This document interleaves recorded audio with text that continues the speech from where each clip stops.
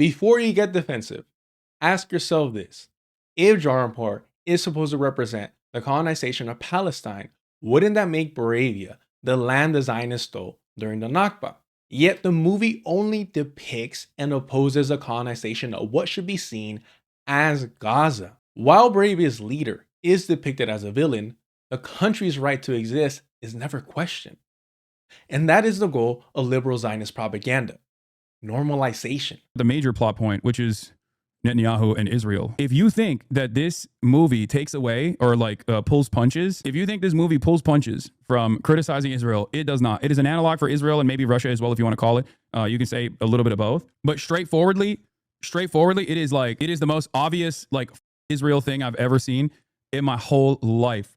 Okay, and r/Israel, the Redditors on Israel are very upset about this. I sort of like comics, and I really enjoyed Superman for what it was, but I had no plan of reviewing it in any capacity until I noticed that some of the most popular leftist streamers were stroking their egos because they noticed a Palestinian and Zionist analog. But I am not naive enough to believe that a Hollywood blockbuster about America's greatest hero would be promoting decolonization, and neither are you. So why is it that your favorite rich white streamer is celebrating the criticism of the Zionist entity, when we know that critiquing the Zionist entity is the go-to for any liberal Zionist trying to get you to believe that we're on the same page, that we have the same goals, when in reality, their goal is to secure the safety of the Zionist project, to encourage its development, to encourage its liberalization in the footsteps of the United States. The goal of the movie was to normalize the Zionist entity's existence. So we're going to go over how Superman turned Hasan Piker and Lance from the Serfs into liberal Zionist propagandists. Let's square up with the truth.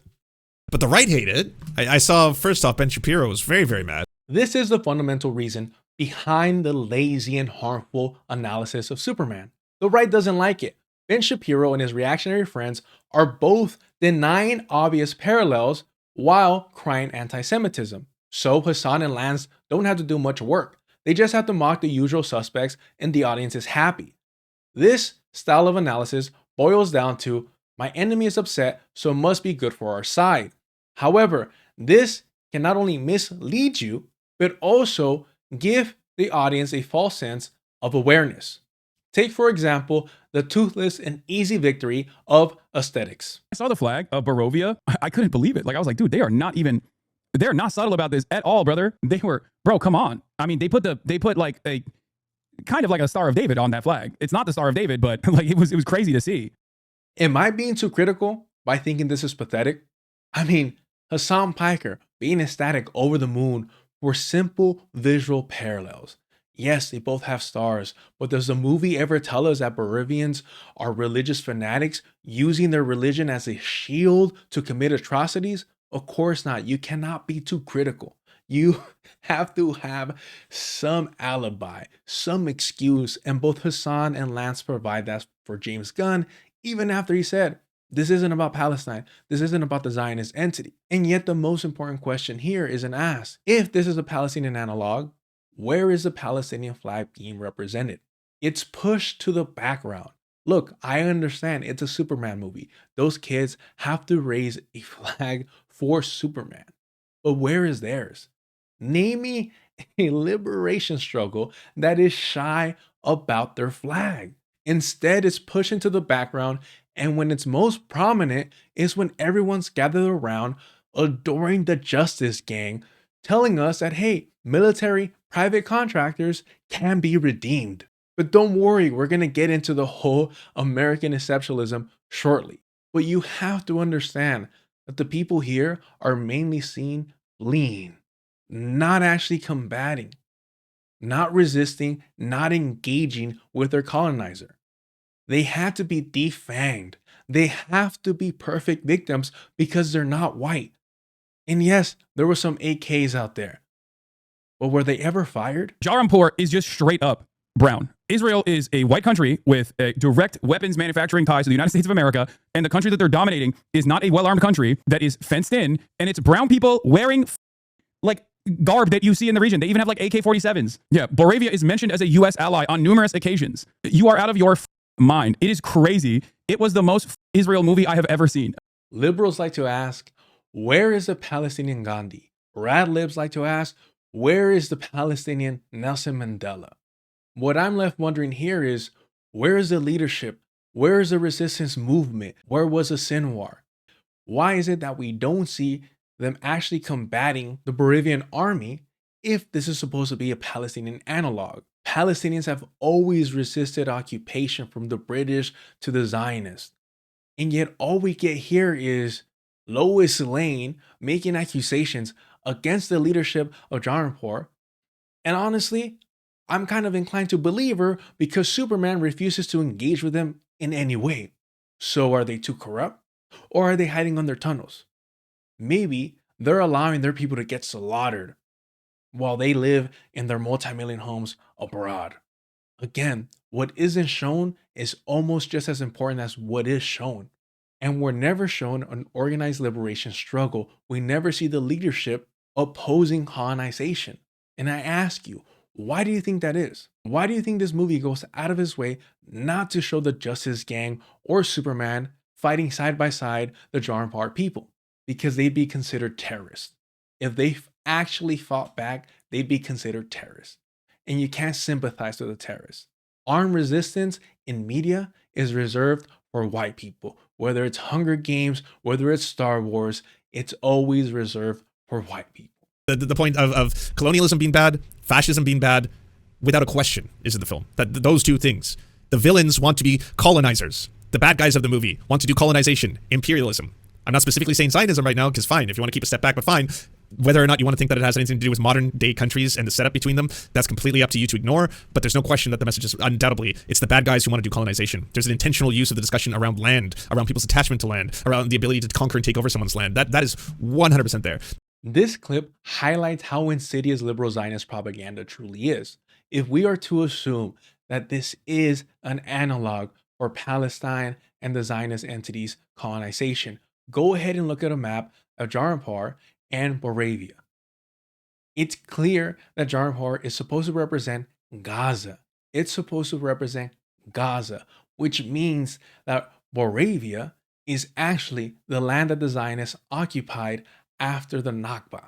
And yet Lance is over here talking about these characters as if all they want to do, they hope to accomplish colonization, normalizing the current occupation of the Palestinian land if we're making those connections. Or else it doesn't quite work.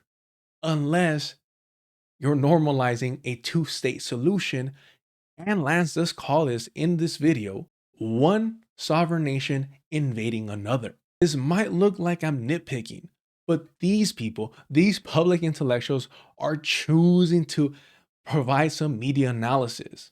And it's easy to do so when the only people you're speaking against is Ben Shapiro and his reactionary friends. But now you're forcing me to come here and be like, you completely miss the normalization propaganda, and you need to question yourself why that is. Because you've began to normalize the idea that the Zionist entity has the right to exist. That you are willing to reward the Nakba, that you're willing to compromise on the West Bank, and a two-state solution actually doesn't sound so bad after all. It's not even a Netanyahu analog. I think it's a Ben-Gurion analog, for the record. He is not Netanyahu. A lot of people are saying it's Netanyahu, but I think it's Ben-Gurion. This is what David Ben-Gurion looks like. This is what the leader of Moravia looks like. Let me see if I can find him real quick. Hold on. I don't think it's Benjamin Netanyahu. It's a compilation of a lot of different things. But it's definitely Israel. There's a little bit of Russian influence in it, but there's a lot of Russian influence in Israel too. It's not Netanyahu. It's David Ben-Gurion, dude. That's from this is from the movie. Please tell me that this is just chance. Whoa. It's not Benjamin Netanyahu. It's actually David Ben-Gurion? Well, doesn't that make it more obvious that Moravia is actually the occupied Palestinian territory in this analog? So you shouldn't be celebrating the fact that you're getting criticism of the Zionist entity's analog. You should be complaining why its existence wasn't questioned to begin with if this truly is the first prime minister of the Zionist entity. Furthermore, you want to celebrate that Hawk Girl takes him out? Let's be honest. This is nothing but some Bernie Sanders, Benjamin Netanyahu's war type of liberal Zionist propaganda. Because taking out the leader of the Zionist entity, wouldn't stop the Zionist entity from existing. It wouldn't stop the genocidal occupation machine. Colonization would have continued with or without David Ben-Gurion and with or without Benjamin Netanyahu. So Hawkgirl taking either one of them out only promotes the propaganda that liberals have been pushing, that it's actually Benjamin Netanyahu's corruption and evil heart that is the problem and not the actual Zionist structure itself. Again, it's the Barovian people that are also not shown in this film. If we are to accept this analog, then we are to assume that the Barovian people are in full support of the colonization of Jarapar. But we're not shown that. Why? Because then it would require to properly show Zionist, quote unquote, civilians, aka settlers, colonizers, as what they truly are, evil. The overall problem with the movie is that you are taking the most iconic American IP of all time, Superman, which is to be treated with a certain level of respect. That doesn't mean it has to be grand mythology, the way that Jackson. Maybe it is. Maybe it's what America's supposed to be, like anti-racist. Maybe you guys have personally actively tried to go against that narrative in a way that is ridiculous and almost like a comic book villain. Because like America is what you make it. America is a nation that was built by immigrants. Okay, migration patterns have made America this unique country that it actually is. It's perhaps one of the best saving graces of America. Something that I talk about quite a bit. And obviously the original authors, Jewish immigrants of Superman, the original authors of Superman were both Jewish immigrants. They definitely wanted to do that. They definitely wanted to show that. Do me a favor. Every time Hasan said America, replace it with Israel. And this is why I had to make this video. Because the normalization, the acceptance, the embrace, the belief that a settler colonial project can be reformed, can be saved, that it's somehow not rotted to the core, needs to be combated. When you normalize the right of one settler colonial project to exist, you're letting colonized people know that your solidarity is conditional. Especially if you want to base it on, oh, it happened so long ago. Because 1948 was so long ago. And that's the constant excuse that we hear from colonizers in Palestine. Any excuse that you give for normalization of a settler colonial project is fundamentally a betrayal to colonized people all around the world, especially when you yourself are a settler.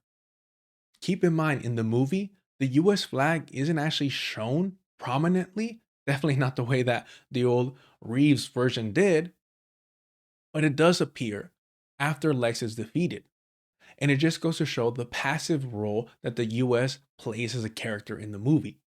It's Lex that gives Barovia billions of dollars in weapons. The movie leads the audience to believe that the United States was misled, tricked, conned by Lex. Even the fact that the US can't hold Superman or metahumans and they have to use privatized prisons pushes a propaganda that it's privatization that's the major issue when it comes to the prison industrial complex.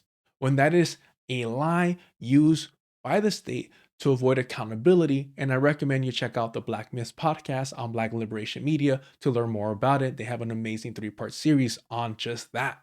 But what truly disgusted me was that Hasan Piker consciously pushed American exceptionalist propaganda just to own the right. Let me make this plain. If you accept 1776, how are we to believe that you reject 1948? I want to wrap up this video by clarifying a few things. First, if you're a fan of Hasan Piker or the Serfs, I want to thank you for making it this far and not allowing the parasocial disease prevent you from hearing out criticism. We might disagree, but I want to make it abundantly clear that my concern is legitimate. Meaning, I'm not trying to farm clicks, I'm not trying to be a straight hater. I leave that for the streams. But here, my concern is the normalization of Zionism. My concern is the normalization of settler colonial states as legitimate. And this happens more through the insidious nature of liberal Zionism. It was the liberal Zionists that established and legitimized the Zionist entity.